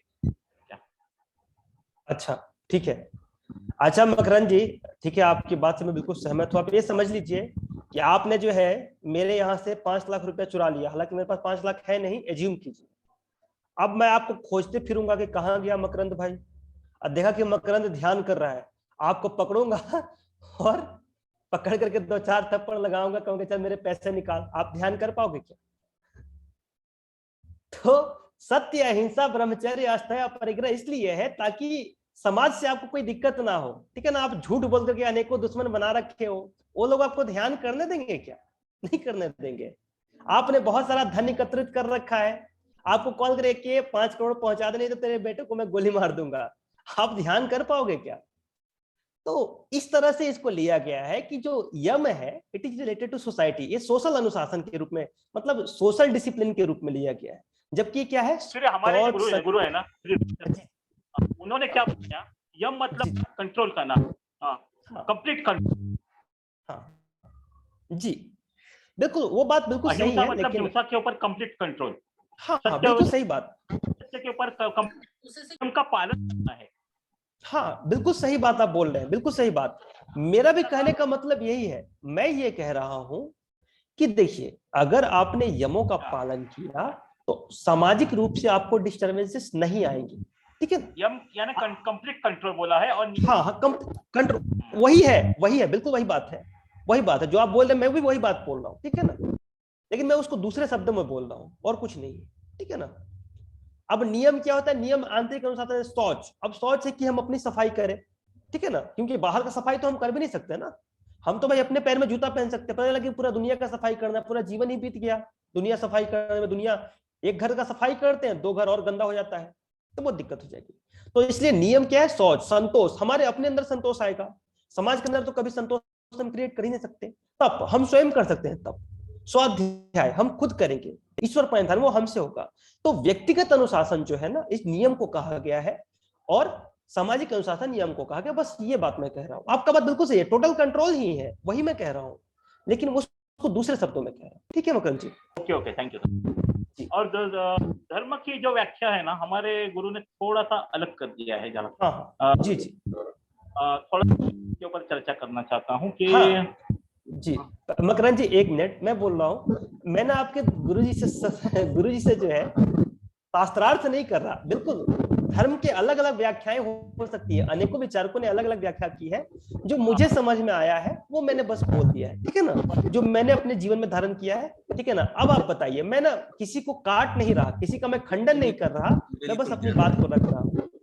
ये सत्य है, एक्चुअली एक चीज के कई सारे पहलू हो सकते हैं ज्ञान भाई, अगर देखा जाए तो एक ही चीज के नंबर्स ऑफ एक्सपीरियंस हैं, हर बंदे का अलग अलग एक्सपीरियंस है। जैसे इन भाई ने बताया, संगोडकर जी ने, और अपने अपने सबके अनुभव हैं, तो उसको ये नहीं है कि कोई काट करना है, ऐसा कोई मीनिंग नहीं है। बिल्कुल ठीक कहा ज्ञान भाई, क्योंकि अब अगर आप उपनिषद के पर्सपेक्टिव जाएंगे तो यम में ही बहुत सारी धाराएं निकल जाती हैं, उसमें कहीं ना कहीं ऐसा लगता है कि ये कॉन्ट्राडिक्ट है, लेकिन कॉन्ट्राडिक्ट नहीं है। वो सबके अपने अपने एक्सपीरियंसेस हैं, मेरे एक्सपीरियंस अलग, आपके एक्सपीरियंस अलग, उनके एक्सपीरियंस अलग। तो उस एस्पेक्ट में समझे इस चीज को कि ये सब निग्रह है, क्योंकि अगर हमारे अंदर से इन सब चीजों को अगर हम क्लैरिटी से देखें तो ये हमारे अंदर से संताप निकाल देती है। और जब संताप अंदर से निकल जाता है, तो जैसा अभी थोड़ी देर पहले ज्ञान भाई कह रहे थे ना, कि हम कोई अगर विपत्ति आती भी है ना, तो अक्सर धीरे धीरे हम लोगों के साथ होने लगा, क्योंकि डीपली स्टडी कर भी रहे हैं और बैठे भी रहते हैं, ध्यान भी थोड़ा बहुत, ज्यादा कुछ तो नहीं करते, तो उसमें ऐसा लगता है कि दुख तो हो गया है, लेकिन बैकग्राउंड में ना हंसी आने लगती है। ये सही कहा, ये रियलिटी है,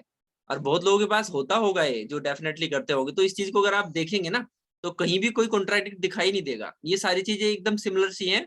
और just to control your own body, control your own mind, तो ना तो हम कंट्रोल कर सकते हैं, जस्ट जो थिंग्स जैसी दिखाई दे रही है, अगर उन्हीं चीजों के साथ में हम रिलेट करते जाएं तो बहुत इजी लाइफ होने लगती है। तो इसलिए अपने आप में एक अल्टीमेट है चीज है, इसको बहुत डीपली देख करके, ध्यान करके, समझ करके समझे, और इसमें बिल्कुल भी मतलब कंफ्यूज ना हो। थैंक यू ज्ञान भाई। जी मकरंद जी मकरंद जी अपना बात कहिए। सोमैया कॉलेज के प्रोफेसर रुद्राक्ष ताकरेकर, ज्यादा उम्र नहीं है, 28-30 साल का उम्र है, उन्होंने ऐसा व्याख्या किया कि धर्म यानी देश, काल और योग्यता, उसके अनुसार अपना वर्तन करना। देश यानी क्या, हम समझो भारत में रहते हैं, तो भारत में कानून क्या है, तो रास्ते से लेफ्ट साइड से गाड़ी चलाना चाहिए, और अमेरिका में जाएंगे तो रास्ते से राइट साइड से गाड़ी चलाना चाहिए।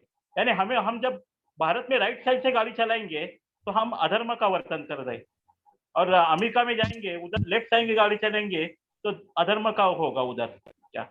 और काल, काल यानी समय। अभी युद्ध के अर्जुन युद्ध का समय था और उधर वह रिश्तेदारों को कैसा मारूं ऐसा सोचने लगा, तो वह अधर्म का वर्तन कर रहा था, इसीलिए उन्होंने भगवत गीता बताई। और योग्यता यानी जो उसका अधिकार है, काबिलियत है, उसके अनुसार वर्तन करना चाहिए। समझो मैं शिक्षक हूँ, तो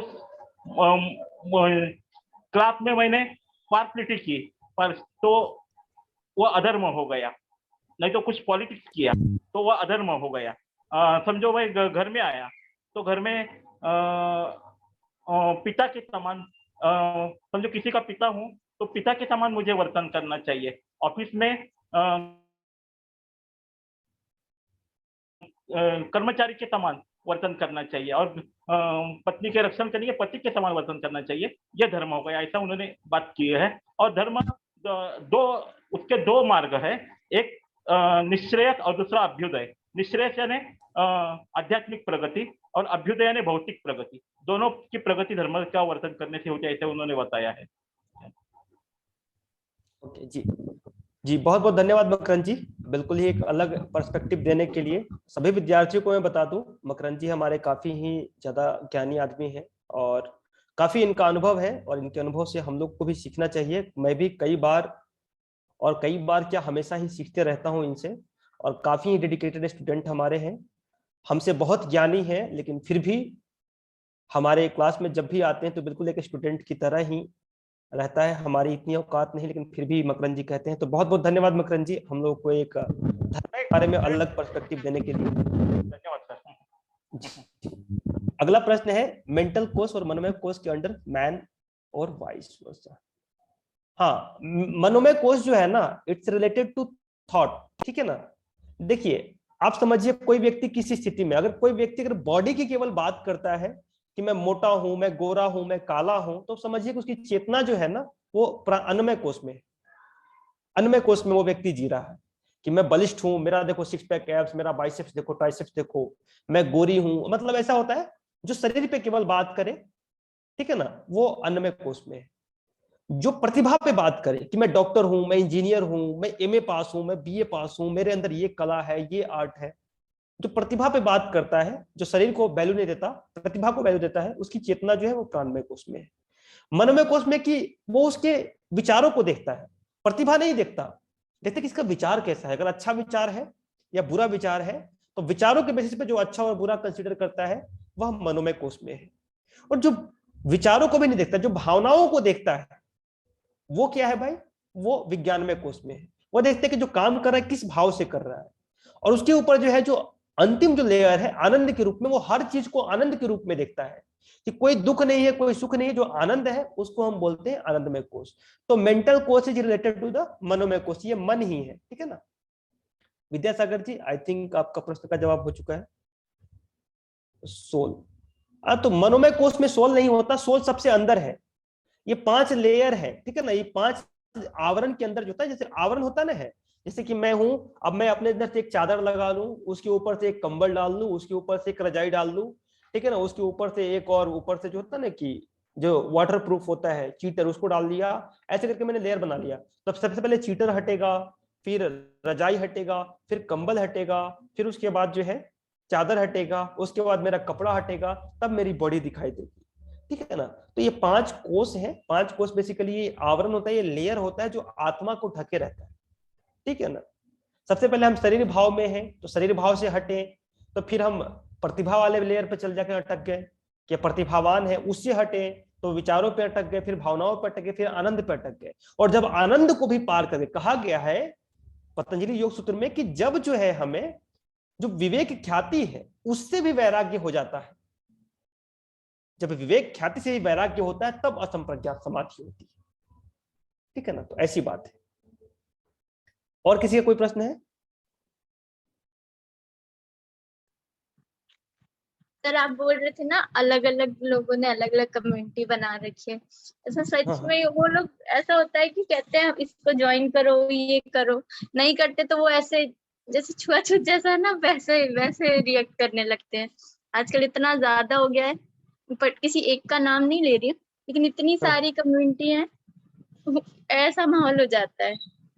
मतलब चीजें अगर हम ऊपर से देखें तो सब में वही सिखा रहे हैं, मेडिटेशन करना हाँ सिखाते हैं या, लेकिन वो जो हाँ सीखता है वो उसको उस लेवल पे ले जाता है कि उसको छुआछूत लेवल पे बन जाती है वो चीज। देखिए वो इसलिए करता है ना, वो इसलिए करता है क्योंकि वह जो है एक्चुअल टीचिंग को नहीं ले रहा, वह अपने जिस लेवल है ना, जिस लेवल पे वो है उसी लेवल से वो बातों को पकड़ रहा है, और वो सत्य को एज इट इज नहीं देख रहा, अपने चश्मे के थ्रू देख रहा है। अब जो है, अब मान लीजिए किसी को मैंने सोना दिया, ठीक है ना, अब मैंने बंदर को जो है सोना दिया तो बंदर सोना को फेंक देगा, लेकिन अगर उसी सोना को मैंने सोनार को दिया तो वो उसका गहना बना देगा, ठीक है ना। तो अलग अलग लोगों के लिए एक ही चीज जो है अलग अलग तरीके से काम करे, तो वो हमारे चेतना के लेवल पे है। आपको मैं अभी सामने, हाँ, तो उससे दिक्कत नहीं करना है। जो देखिए जहां पे भी अच्छाई है ना, उस अच्छाई को पकड़िए। जी अपना बात पहले पूरा कीजिए, फिर मैं बताऊंगा। नहीं वही सर, जैसे मैं घर पे ही है, ज्वाइन है एक कोई, तो उन 4 बजे के मेडिटेशन वगैरह मुरली वगैरह सुनती हैं, जाती हैं आश्रम। पर ये है कि फिर आपकी तबीयत भी खराब हो तो आप उसी टाइप से उनके हिसाब से रहें, नहीं है तो फिर वो उस टाइप का उनका अलग होता है, तो आप थोड़ा छुआछूत वैसा माहौल हो जाता है। मतलब नहीं, हम कुछ समझ गए। तो हम्म, टेंशन नहीं लेना है, आप एटलीस्ट अपने तरीके से आप उनका सम्मान करें, ठीक है ना। और जो अच्छे लोग होते हैं, आपको मैं बता दूं कि मैं तो खैर किसी को नहीं मानता, लेकिन हालांकि मैं गुरु के रूप में पंडित श्री राम शर्माचार्य जी और सत्यनारायण गोयंका जी को मानता हूँ। हमारे अश्विनी भाई जो है वो सदगुरु जी को अपना गुरु मानते हैं, लेकिन हम दोनों में इतनी अच्छी मित्रता है, इतनी अच्छी मित्रता है कि कुछ नहीं है इनके साथ, मैं ज्ञान लेता हूँ, ये मेरे से ज्ञान लेते हैं, दोनों लोग आगे बढ़ रहे हैं। और लड़िएगा तो कोई आगे नहीं बढ़िएगा, ठीक है ना। हाँ तो बस अच्छी चीज है वो ग्रहण करें, जो ऐसी चीज है बोलने दें, बस उसको निकाल दें। हाँ, हम करनी देखिए चाहिए बस हमें अच्छा अच्छा हंस काम। बनना चाहिए, ठीक है ना। हमारे अंदर हंस प्रवृत्ति होनी चाहिए, अच्छे को हम पकड़ ले और बुरे को हम छोड़ दें। अच्छाई देखिए वो फिल्टर करना आपको आना चाहिए। कई जगह वेदों में भी जो है ना, कई जगह बातें मिक्स कर दी गई है, कई जगह बातें मिक्स कर दी गई है।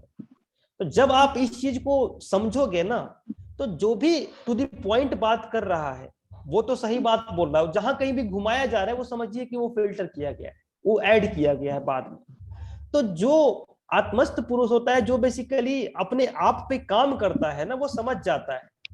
और जो अपने आप पे काम नहीं करता, खाली भाषण सुनता है, वो कुछ नहीं कर पाता, वो ऐसे ही रहता है। तो हमें क्या करना है कि जहां से भी अच्छाई मिले पकड़ दो। अब मैं बता रहा हूं आपको, आसाराम बापू जी है, ठीक है ना, आसाराम बापू जी अभी जेल में है, ठीक है हाँ ना। समझ लीजिए, मैं आपको एग्जांपल देता हूं कि बुरे से भी कैसे सीखा जा सकता है। अब उन्होंने जो है, आपको मैं बता रहा हूं, जब मैं बीटेक में गया था 2012 में, तब वो जेल में नहीं थे। तो जब 2012 में मैं बीटेक में गया तो फर्स्ट ईयर में उनका एक किताब मेरे हाथ में है, उसमें उन्होंने ब्रह्मचर्य की बहुत ज्यादा प्रैक्टिकल टेक्निक्स भी बताई थी कि ब्रह्मचर्य को कैसे पालन करें, क्या करें क्या करें। मैंने उसको फॉलो किया और काफी मुझे फायदा हुआ। अब बोले तुम तो यार आसाराम बापू को फॉलो करते, तुम तो अच्छे इंसान नहीं हो। अरे भाई मेरे, अच्छी कोई भी चीज तो व्यक्ति कोई जो भी है, बता सकता है, हाँ, ज्ञान कोई तो भी जो है बोलने के लिए जो है ना, आप एक शराबी से मिलिए और शराबी भी अच्छी अच्छी बातें बता देगा। अरे बोलने से कुछ थोड़ा ना होता है, उसको आचरण में उतारने से चेंजेस आते हैं। आचरण में उतारे, किसी से मतभेद मत रखिए। कबीरा खड़ा बाजार में, मांगे सबकी खैर, ना काहू से दोस्ती ना काहू से बैर। बस इस सिद्धांत पे आगे बढ़िए, जहां से अच्छा मिल जाए, जहां से आपका व्यक्तित्व परिष्कृत हो। अहंकार के लिए नहीं, दिखाने के लिए नहीं, शीर्षासन इसलिए नहीं कर रहे हैं कि लोग देख करके मेरे पास आ जाए और हमारे ये, इसलिए नहीं, उस चीज के लिए कि इससे मेरा व्यक्तित्व परिष्कृत हो रहा है कि नहीं, वैचारिक स्तर पे, शारीरिक स्तर पे, सामाजिक स्तर पे, पारिवारिक स्तर पे, भावनात्मक स्तर पे मैं ऊपर उठ रहा हूं कि नहीं उठ रहा हूं। इसकी कसौटी क्या है? इसकी कसौटी बस 3 है। हमारे गुरुदेव कहा करते थे, ठीक है ना, उपासना, साधना, आराधना। उपासना मतलब क्या? तुम कितना भगवान के पास बैठे, इस बात का कसौटी यह है कि तुम अपने अंदर की बुराइयों से कितना लड़ पा रहे हो, तुम्हारा आत्मबल कितना मजबूत हुआ। और साधना की कसौटी क्या? कि तुम समाज में कितना काम कर पा रहे हो। ये तीनों एक दूसरे की कसौटी है। जितना तुम्हारा उपासना बढ़ेगा उतनी तुम्हारी साधना बढ़ेगी, जितनी तुम्हारी साधना बढ़ेगी उतनी तुम्हारी आराधना बढ़ेगी, और जितनी आराधना बढ़ेगी उतनी तुम्हारी उपासना बढ़ेगी। एक दूसरे के पूरक है। तो कहीं कोई डिफरेंस है ही नहीं, बस मन में डिफरेंस है। अब हमारे राजीव सर का एक बहुत प्रश्न है, तो राजीव सर जी, मैं आपको बताना चाहता हूं, देखिए भटकना कुछ नहीं है। सबसे पहला जो काम होता है, सबसे जो बेसिक काम होता है, वो होता है शरीर पे काम करना। कहीं पे भी जाइएगा शरीर पे काम करना पड़ेगा। सबसे पहले आप अपने शरीर को देखिए, क्या शरीर आपका स्वस्थ है? शरीर स्वस्थ क्या है, इसको कैसे नापेंगे? सही समय पे नींद आता है, सही समय पे नींद खुलती है, डाइजेस्टिव सिस्टम ठीक है, मतलब जो खाना का डाइजेशन अच्छे से होता है, शरीर में स्फूर्ति रहती है। ये 4-5 लिस्ट लिख लीजिए और उस पर टिक मारिएगा कैसा है क्या। अगर शरीर स्वस्थ है, और अगर एक लाइन में समझना है तो क्या आप घंटे भर जो है बिना किसी पेन के बैठ पाते हो? अगर हाँ, तो फिर आप शारीरिक रूप से ठीक है। अब आता है मेंटल लेवल। तो मेंटल लेवल पे काम करने का तरीका होता है, पहला तरीका कि माइंड का कंसंट्रेशन का अभ्यास करें। एक पकड़ लीजिए विपश्यना, आनापान क्रिया पकड़ लीजिए, सबसे अच्छा है। बाकी मन के ऊपर भी होते, रुचि के ऊपर भी है कि आपका रुचि क्या है। जैसे किसी का रुचि होता है कि मंत्र में उनको मन लगता है तो वो मंत्र में कर लेते हैं। जैसे मैं पहले मंत्र को ही लेके चलता था, लेकिन जब मैंने विपश्यना किया तो मंत्र में थोड़ा सा, अब मेरे मंत्र में भी मन लगता है, लेकिन मंत्र में मेरा थोड़ा मन कम हो गया। मेरा ये जो सांसों पर जो है ना, मेरा ध्यान बहुत टिका। कई लोग सांभवी मुद्रा का अभ्यास करते हैं, उससे भी ध्यान लग जाता है। तो आप अपनी रुचि के अनुसार, अगर कहीं कुछ नहीं समझ में आ रहा, ब्रीदिंग पे कॉन्सेंट्रेट कीजिए। 5 minute, 10 minute, 20 minute, 25 minute, 30 minute, 1 घंटा तक पहुंचिए और अच्छे पुस्तकों का अध्ययन कीजिए। ये आपके मेंटल लेवल को ठीक कर देगा। ठीक है। उसके बाद आता है इमोशनल लेवल। इमोशनल लेवल पे काम करने का सबसे अच्छा तरीका है कि आपके पास जो कुछ भी है उसमें से थोड़ा सा शेयर कीजिए, जरूरतमंदों को शेयर कीजिए। आत्मीयता का विस्तार, आपके भावनात्मक जो आपका जो कॉजल बॉडी है, इस चीज को बढ़ाने का दूसरा कोई तरीका नहीं है। आत्मीयता का विस्तार करने का सबसे अच्छा तरीका है शेयरिंग। मैंने भी संकल्प लिया, जब से मेरी जॉब लगी मैंने कहा कि मेरे सैलरी का 10% भगवान का, ठीक है ना। और वो 10% मैं आज तक भी करता हूं, आज तक भी करता हूं। मेरे समय का 2 घंटा भगवान का। आप लोग बोलते हो ना कि ज्ञान सर आप फ्री में पढ़ाते हो, अरे भाई मैं गुरुदेव का काम करता हूं। मैंने गुरुदेव से वादा किया है कि गुरुदेव मेरे समय का 10% आपका, तो 24 घंटे का 10% निकालो, कितना हुआ? 2.4 आवर्स, ठीक है ना। तो वही आपको मैं 1 घंटा पढ़ाता हूँ और 1 घंटा पढ़ाने के लिए तैयारी करता हूँ, ठीक है ना। पहले मैं बाल संस्कार था, छोटे बच्चों को पढ़ाता था, ठीक है ना। उसके बाद गांव में चला गया तो छोटे बच्चों को योग सिखाता था। तो मैं ये कर ही रहा हूँ, ठीक है ना। तो ये मैं जो ही कर रहा हूँ, तो ये 3 चीजें राजीव सर अपने जीवन में उतारिए। पहला, शारीरिक स्वस्थ रहे। दूसरा, मन के लिए जो है आप ध्यान को पकड़ लीजिए, आनापान क्रिया को पकड़ लीजिए, 10 मिनट 20 मिनट कीजिए और अच्छी पुस्तकों को पढ़िए, ठीक है ना। मैंने अभी आप बोलिएगा मैं ना पीडीएफ भेज दूंगा या पुस्तकें मैं रिकमेंड भी कर दूंगा। बाकी कई सारे पुस्तकें हैं, बहुत सारी अच्छी अच्छी पुस्तकें हैं। आप यूट्यूब पे सर्च भी करेंगे तो काफी सारी अच्छी पुस्तकें हैं, उसको पढ़िए। इससे आपका विचार जो है ना अच्छा होगा। सबसे अच्छा है कि ऑटोबायोग्राफी पढ़िए। अगर कुछ समझ में नहीं आए तो महापुरुषों की ऑटोबायोग्राफी पढ़िए, काफी कुछ सीखने को मिल जाएगा, ठीक है ना। आप जितने बायोग्राफी पढ़िएगा उतने जीवन को आप जी लीजिएगा। अगर आपने कोई बायोग्राफी नहीं पढ़ा तो आप बस केवल अपना जीवन जिएगा। और तीसरा है कि जो भी आपके पास है उसको थोड़ा सा शेयर कीजिए, तो आपकी भावनाएं भी पवित्र होगी। जैसे ही ये तीनों लेवल पवित्र हुआ, तो ये तीनों लेवल पे ही, स्थूल, सूक्ष्म और कारण के बाद ही हमारी आत्मा होती है। तो धीरे धीरे आपका जो है लेवल, सोचने का प्रोसेस अपने आप अंदर से ही आप प्रसन्न रहने लग जाओगे। और जब अंदर से प्रसन्न हो जाओगे तो फिर यार क्या है, यही तो है ना जीवन। जीवन क्या है आखिर सब कुछ तो खत्म ही होना है, तो बस जीते रहिए। इस तरह से काम हो जाएगा। मैंने इसी चीज को फॉलो किया है और कहीं ना कहीं इस चीज को बूस्ट करता रहा हूं। मैं हमेशा से ही शरीर पे काम किया है, मन पे काम किया है और भावनाओं पे काम किया, और ये मैं करता ही रहता हूँ, कभी रुकता नहीं।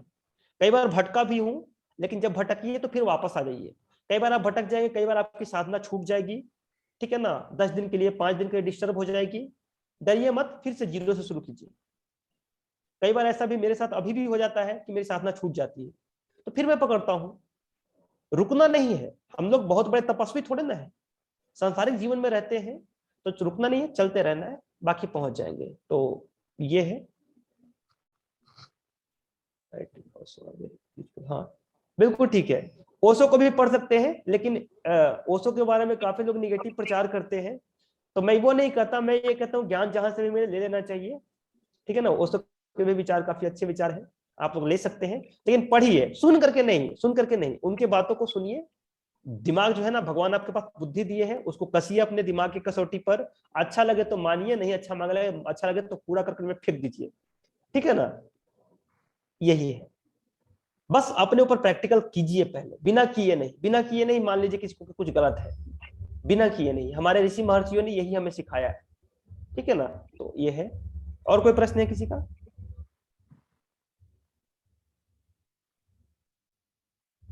हाँ, और कोई प्रश्न? जी राहुल गुप्ता जी बताइए। सर ये जो ओशो है इनको हम किस तरह से लें? किसी तरह से ना ले, हमसे क्यों पूछ रहे हैं? आप खुद पढ़े, खुद देखें, अपने जीवन में उतारे और फिर पता करें कि किस तरह से ले। मैं बोलूंगा तो मैं अब मैंने लड्डू खाया, अब मैं बोलूंगा तो मैं अपना स्वाद बोलूंगा ना। हो सकता है कि मुझे लड्डू अच्छा लगता है, आपको लड्डू अच्छा ना लगे, तो आप लड्डू को खाओ, अच्छा लगे तो खाना, नहीं अच्छा लगे तो मत खाना। ये प्रश्न नहीं पूछना है, ठीक है ना। फिर हम लोग डिबेट में चले जाएंगे, समझ गए। तो इस तरह की बात नहीं है, किसी भी चीज को अपने जीवन में धारण कीजिए। अरे भाई ठीक है ना, जीवन बड़ा है, थोड़ा सा एक्सपेरिमेंट कीजिए। हम लोग वैज्ञानिक के संतान है, ऋषि महर्षि इतने बड़े वैज्ञानिक हुए। महर्षि कनाद ने जो है पहले ही बोल दिया एटम्स के बारे में। काफी साइंटिफिक टेम्परामेंट के साथ भगवान बुद्ध इतने बड़े साइंटिफिक टेम्परामेंट के व्यक्तित्व हुए, पहले ही कह दिया कि हमारा शरीर जो है प्रत्येक क्षण में मरता है और मिटता है। और अभी हम लोग पढ़ते हैं जब सेल डिवीजन, तो वही बात प्रूफ होती है। तो इतने बड़े वैज्ञानिकों के हमारा संस्कृति रहा है, हमारा जो है एक पूरा एक इतिहास रहा है। तो हम लोग भी रिसर्च करें, उस रिसर्च से हम कंक्लूड करें, ठीक है ना। वैज्ञानिक टेम्परामेंट क्या होता है कि पहले एक्सपेरिमेंट करो, फिर उसका डेटा कलेक्ट करो, एनालिसिस करो, देन कंक्लूजन दो। हम लोग पहले ही कंक्लूजन मांगते हैं, तो कैसे होगा? उसमें फिर आप उलझ जाएंगे, फंस जाएंगे, ठीक है ना। तो खुद आप उसको पढ़िए, खुद लीजिए, खुद अपने जीवन में उतारिए। अगर अच्छा लगे तो मानिएगा, नहीं अच्छा लगे तो नहीं मानिएगा। मैं कौन होता हूँ? मैं थोड़ा ना बहुत बड़ा ज्ञानी हो गया हूँ, मैं भी बस आप ही की तरह हूँ। बस थोड़ा सा है कि एक मन में भाव है कि कुछ शेयर किया जाए, जो भी कुछ है मेरे अंदर, बस वही कर रहा हूँ, ठीक है ना। तो ऐसा एक्सपेरिमेंट कीजिए। हाँ, मेरी तबीयत बिल्कुल ठीक हो गया। आप लोगों ने इतना आशीर्वाद दिया कि मैं बिल्कुल ही फिट हो गया। मेरा बुखार भी टूट गया, सर्दी भी ठीक हो गई, सर दर्द भी ठीक हो गया, सब ठीक हो गया, मैं मस्त हूँ बिल्कुल, ठीक है ना। बहुत अच्छा हूँ। धन्यवाद आप सभी का, बहुत बहुत हृदय की गहराई से बहुत धन्यवाद। और किसी का कोई प्रश्न है?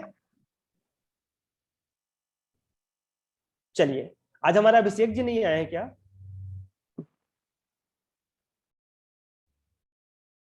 आई थिंक नहीं आए।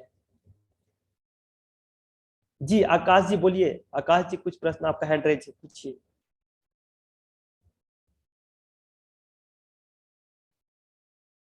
आकाश जी प्रश्न अपना पूछे।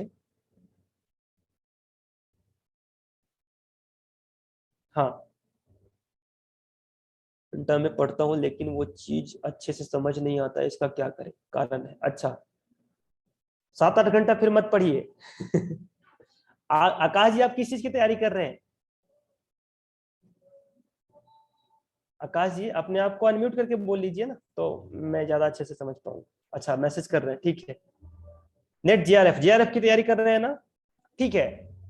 आप समझिए मेरी बात को, जीआरएफ में अगर तैयारी कर रहे हैं तो मैं आपको बता रहा हूँ। हाँ ठीक है, डन। तो कोई बात नहीं, उसके लिए 7-8 घंटे पढ़ना ठीक बात है, पढ़ रहे हैं आप, अच्छी बात है। लेकिन आप देखिए ना कि 7-8 घंटे का रिजल्ट क्या आ रहा है। अगर 7-8 घंटे आप पढ़ रहे हैं, रिजल्ट कितना आ रहा है 2 घंटे का, तो आप 2 घंटे ही पढ़ो, प्लान करो अपने स्टडी को, ठीक है ना।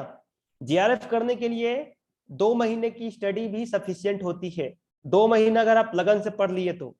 अभी आप इतना जोर मत लगाओ, अभी बस ये करो, थोड़ा सा खेला कूदो भी करो, थोड़ा सा योग किया करो, थोड़ा मस्ती भी किया करो। आप बस ध्यान रखो, 3 आवर्स दे दो पेपर 1 को, और 3 आवर्स दे दो पेपर 2 को। मैंने ज्यादा बोल दिया, 2-2 घंटे दे दो, ठीक है ना। 2 घंटे में क्या करो, 1 घंटा पढ़ाई करो, 1 घंटा क्वेश्चन प्रैक्टिस करो, 1 घंटा पढ़ाई करो, 1 घंटा क्वेश्चन प्रैक्टिस करो, ठीक है ना। इससे बस 4 घंटे आप पढ़ते रह जाओ, जीआरएफ में आप टॉप कर जाओगे। मेरा नहीं तो बात मेरा लिख के दे दो, लिख के मैं दे दूंगा अभी आपको। क्वेश्चन सॉल्व करो, ठीक है ना, और एंजॉय करो। ऐसे डर करके पढ़ाई नहीं होती, खुल के पढ़ाई होती है, ठीक है ना। अपने अंदर हैबिट डेवलप कीजिए। जी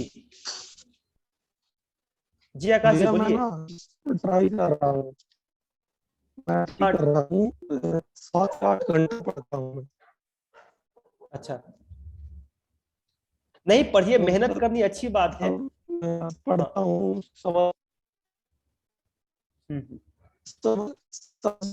उसमें मतलब समझ नहीं पाता। आती है ना लोग नेगेटिव ही होता है, पॉजिटिव। हाँ देखिए, आप थोड़ा सा मैसेज ही कर दीजिए, आपका आवाज कट रहा है, बट मैं समझ गया। आप बोल रहे हैं कि मैं समझ नहीं पाता, पढ़ता तो हूँ, समझ नहीं पाता। तो उसका बस एक समाधान है। आप देखिए, सबसे पहले अपने माइंड को ये बोलना छोड़ दीजिए कि मैं पढ़ नहीं समझ पाता। ये जो हम निगेशन देते हैं ना, निगेटिव अफर्मेशन अपने माइंड को हम देते हैं, वो हमारे माइंड में बैठ जाता है कि हम कर नहीं सकते। ठीक है ना। एक कहानी है छोटी सी कि एक हाथी था जो बच्चा था। ठीक है ना। वो बच्चा था तो वो इसको सिक्कड़ में बांधा रहता था, वो बहुत कोशिश करता था और वो सिक्कड़ को तोड़ नहीं पाता था। अब बड़ा हो गया तो जो बड़ा हाथी हो तो उसको मात्र एक छोटे से जो है इसमें रस्सी में बांध देते हैं। वो चाहे तो एक झटके में रस्सी तोड़ के निकल सकता है, बट वो भागता नहीं है। क्यों? क्योंकि वो मन से गुलाम हो गया। ठीक है ना। तो हमें क्या करना है, शुरुआत में आपने कभी पढ़ा होगा और आपको समझ नहीं आया, तो आपको लग गया कि यार समझ नहीं आ सकता। आप रेगुलर मेरे क्लास में आया कीजिए, रोज हमसे बात किया कीजिए। ठीक है ना। कंटिन्यूअसली रोज बात किया कीजिए, 5 मिनट का समय निकाला कीजिए, मैं 5 मिनट रोज आपको दूंगा। आप बस उस हिसाब से पढ़ाई कीजिए, आपका नेट JRF आराम से हो जाएगा, कोई टेंशन नहीं है। इतना टफ नहीं है। पेपर 1 को बस देख लीजिए, पेपर 2 तो बिल्कुल नहीं, आप लोग ऐसे हंसते हंसते ले जाओगे। JRF तक का 75 क्वेश्चन तो आराम से कर जाओगे। ठीक है ना। 80 क्वेश्चन का टारगेट कीजिए और कीजिए। ये निगेटिव माइंड में मत लाइए कि नहीं होता है, होगा। एक बार पढ़िए, 2 बार पढ़िए, 3 बार पढ़िए, 4 बार पढ़िए, 5वां बार में तो अपने आप हो जाता है। और प्रैक्टिस करेंगे तो ज्यादा होगा। क्वेश्चन का एनालिसिस कीजिए। आप क्लास में आइए, आई थिंक आकाश जी अभी आप क्लास में आए नहीं है। क्लास में आइए, फिर वहां पे अच्छे से डिस्कस करेंगे एग्जाम्पल लेकर के। ठीक है ना। अभी बस ये समझिए कि माइंड को ये कहिए कि मुझे खूब समझ में आता है। अरे भाई ये बोल के क्या होता है, हमको बेचारा क्यों बनना है, हम बड़ा बने। हमें खूब समझ में आता है भाई, जाओ। इस तरह से बोले अपने आप को, रोज बोलिए सुबह सुबह। आसान से माइंड बहुत अच्छा हो, अपसेट है। कोई बात नहीं, हंसिए, मुस्कुराइए। अरे कोई नहीं, इतना टेंशन क्यों लेते हैं। छोटी सी है जिंदगी, मुस्कुरा लो तुम, रोना छोड़ो, गीत खुशी के गुनगुना लो तुम। तो छोटी सी जिंदगी है, एंजॉय कीजिए, हंसिए, मुस्कुराइए, टेंशन मत लीजिए। अभी तो फॉर्म भी नहीं आया है, अभी से रो रहे हैं। अरे भाई जीवन मिला है हंसने मुस्कुराने के लिए। आकाश जी खूब हंसिए, मुस्कुराइए। नवरात्रि के बाद नेट JRF पे हम फिर वापस आएंगे और फिर खूब अच्छे से मिलकर पढ़ेंगे, साथ में मेहनत करेंगे। ठीक है ना। विश्वास कीजिए, मैं बोल रहा हूं, मैंने भी उस एग्जाम को टॉप किया जिस एग्जाम की आप तैयारी कर रहे हो। ठीक है ना। तो आप विश्वास कीजिए, हो जाएगा। टेंशन मत लीजिए, आराम से। हाँ हाँ बिल्कुल, ऐसे ही हंसते रहिए। ठीक है ना। एक बार जैसे ही आप दुखी वाला स्माइली भेजे, उसी तरह हंसते वाला स्माइली भेज दीजिए। और कोई है क्या, कोई प्रश्न है? और कोई प्रश्न है? चलिए ठीक है, तो आशा करते हैं कि आप लोग जो है, आप लोग को समझ में आया होगा। हाँ बिल्कुल, ऐसे ही हंसते रहिए, बिग स्माइल। चलिए, तो आज के लिए बस इतना सा। अगर कुछ अच्छा लगा हो तो सब भगवान का था, कुछ बुरा लगा हो तो मेरा था, छोटा भाई समझ करके माफ कीजिएगा। ठीक है। और ऐसे ही हम लोग अच्छा बनते रहे, अच्छा बनने का एटलीस्ट प्रयास करते रहे।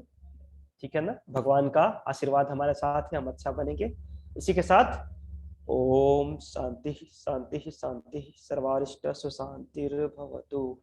चलिए, सभी को प्रणाम, सभी को नमस्ते। हम लोग 9:15 पे मिलेंगे तत्वबोध साधना के लिए। ठीक है। चलिए, सभी को प्रणाम।